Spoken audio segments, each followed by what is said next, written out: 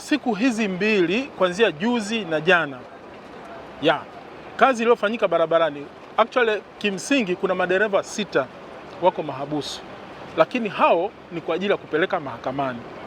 Kuna madereva 3 ambao leseni zao zimekwisha kabisa toka 2020, wengine 2024 kama nilivyosema awali, lakini kuna madereva wengine 3 ambao uendeshaji wao tumeona kabisa ni tunafunga leseni lakini na kuwafikisha mahakamani kutokana na kwamba uendeshaji wao ulikuwa ni wa kugharimu maisha ya watu.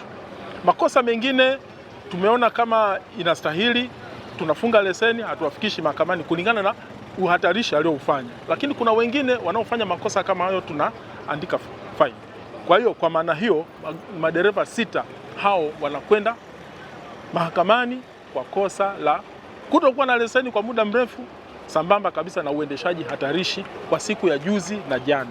Hutakiwi ku overtake kwenye eneo ambalo unaruhusiwa, lakini kwenye milima, kwenye madaraja, mistari inapokataza, vibao vinakukataza, huna sababu ya ku overtake. Wanakuambia chelewa ufike. Barabara zetu ni finyu. Barabara zetu ni finyu. Hii ni pointi moja nzuri sana ambao kwamba na sisi pia inaweza ikatubeba ama serikali itaangalia namna ya kufanya kwamba kama barabara ni finyu, ina maana kuna ongezeko kubwa la magari hapa Tanzania, si ndivyo bwana?